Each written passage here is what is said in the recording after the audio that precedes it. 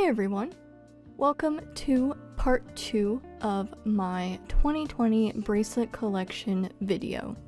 The bracelets in this video were made from July to December this year, so if you want to see part 1, where I show all of the bracelets I made from January to June, then go ahead and click in the top right corner. But anyway, all of the patterns and tutorials that I've made for them will be in the description box, so be sure to check that.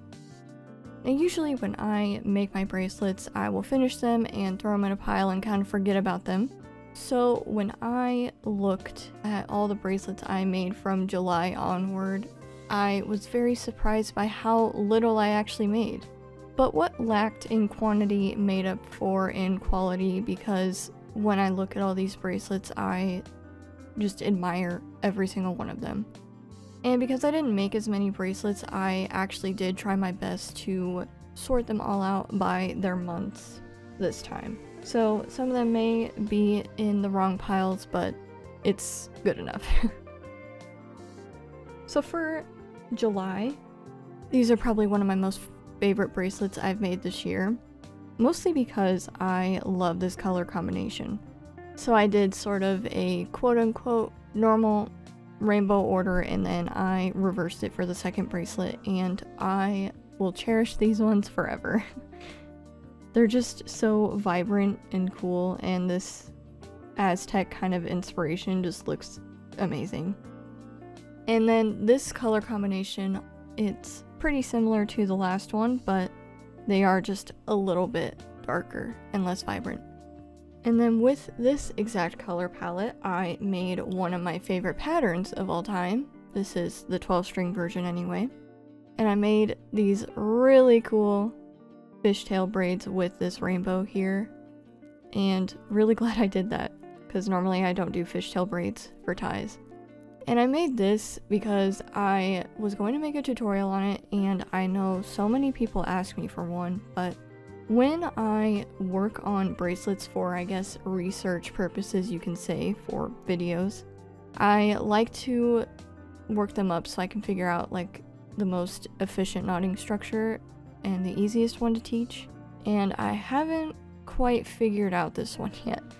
I personally have it down pretty well because I've made this pattern so much, but it's different when you're trying to teach it to people who haven't made it before.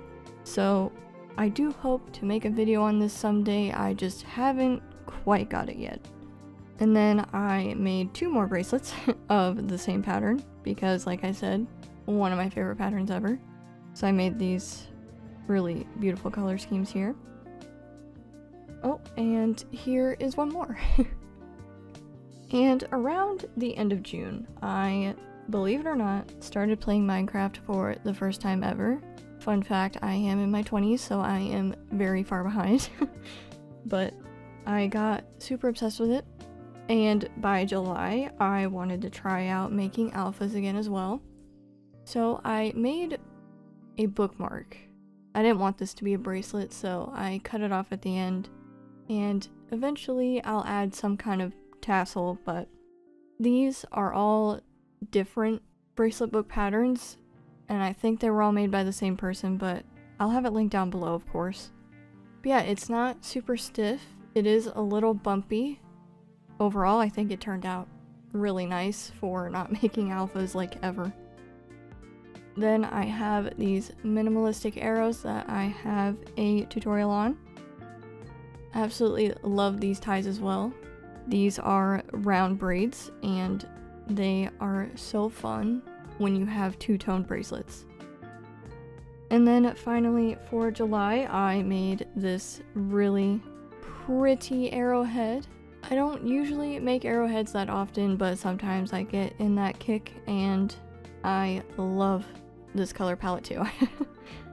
I just love rainbows. One of my favorite color combinations to work with.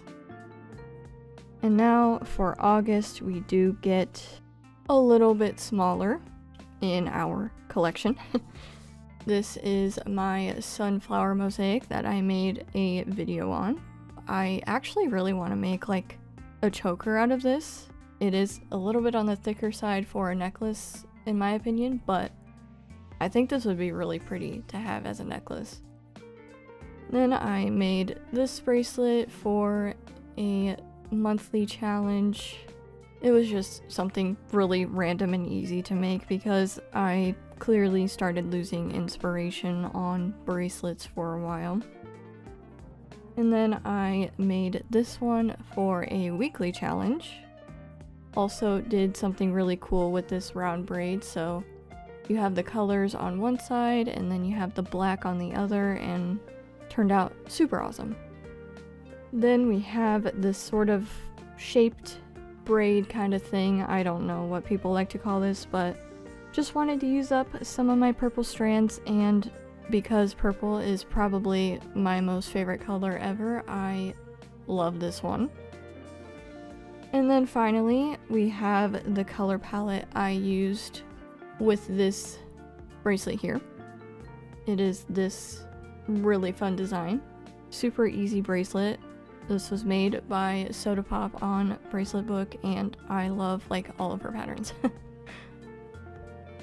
And then September is where I really started to worry that I might have been missing out on some of my bracelets, because I was so concerned about the fact that I didn't make that many, but that really is what happened. I even checked my profile and made sure that all the photos I uploaded were in my pile, and sure enough they were.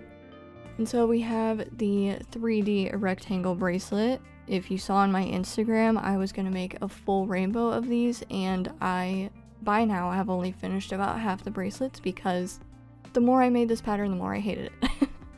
And by that I just mean I got super tired of making it, and so I just shelved them, and eventually they'll be finished, but definitely not this year. Clearly. And then finally, for my last bracelet of September, we just have this random diamond pattern that I picked out of my to-do list just to bring down the number a little bit. And then October became just as sad. I first made these diamond illusion friendship bracelets, another one of my most favorite patterns ever to make. And then I made this pattern that I think a lot of people are familiar with. And this one I had to take a pretty long break on. I don't remember when I started it, probably somewhere in the summer, but finally finished it in October and was very glad that I did. It's not a horrible pattern by any means, I just got super bored with it pretty early on. And November is still kind of sad too, but getting a little bit better. I made this mini sort of fishbone chevron friendship bracelet for a video. Then I have my staggered arrowhead. I actually really love how this turned out, and it is 14 strands, which is a bit surprising for me because I don't like making these thicker bracelets, but this one worked up super fast, so it was really enjoyable to make. Then I have this arrowhead that I had planned to make a video on as well, but again, just couldn't find an efficient way to teach this, so I just made it up for my own enjoyment. Then we have the crisscross chevron, I think is what I titled this on my video. Very adorable rainbow colors and some nice little twisted ties on the end there. And then by this point, finally decided I would keep all my scrap thread because I am a horrible person and I don't like keeping my scrap thread because I never use them. But I did a bit of an experiment and made a recycled bracelet, and I was very shocked by how much of my scrap thread I was able to use. And if I can still find that story still that I posted on Instagram, then I will leave it up here. But yeah, it was very shocking to me, so even if I don't use my scrap thread often enough in the future, I at least feel better knowing that I'm keeping it and will eventually use it for projects. And then December gets much more creative. I have this really cool pattern here that I actually used for my shape start video, and like a lot of my other bracelets, I shelved it and finally finished it this month. Then we have the monochromatic hearts. my strings got really short, so these ties are very short, and that is really disappointing, but I don't really wear any of the bracelets I make, so it doesn't bother me. Then I did this pattern for a weekly challenge on Bracelet Book. Did ties on both ends, which I don't normally like to do, but it was the only way that would work for this pattern without it getting too complicated, so. Then I made this pattern for a December challenge. Made the twisted ties really cute. This pattern was really quick to work up, so I enjoyed making it. And then I started getting into keychains finally. I really wanted to make more alphas, even though they take me a really long time to make, so I lose my inspiration really easily. So I first made this scrap thread keychain, and it was going to be a Christmas present, but I didn't really like it, and that's just me being picky. So I decided I'll just keep this for my collection, kind of get used to making this sort of keychain, and just leave it at that. Then I made this really adorable Christmas cookie keychain for a December challenge. I cut most of the strings off the back of this because it was starting to get bumpy, but last night I ironed this bracelet actually, and it is so much flatter and nicer looking. And if you want to iron your bracelets, I'm gonna tell you now, make sure your thread is 100% cotton, or else you're probably gonna melt your strings.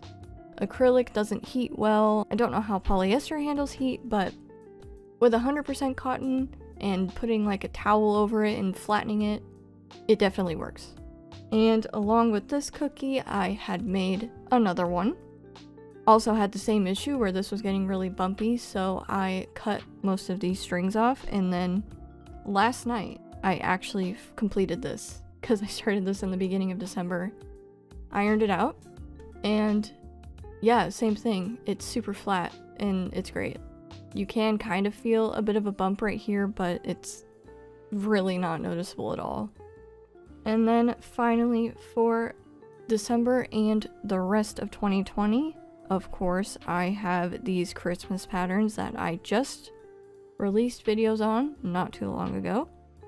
We have the candy cane and candy stripes bracelet, and like I mentioned in the video, my strings were too short, so I just cut them off, and maybe someday I will get jewelry clasps so that I can make like a chain bracelet or something with it. Then I have the Christmas candy stripe. Super self-explanatory, it's just a bordered candy stripe. And then finally, the Christmas sweater. And again, had a lot of fun with my round braids here. And that concludes part 2 of the bracelet collection video. I actually liked the bracelets that I made in the second half of 2020 way more because I have so many rainbows. It's beautiful.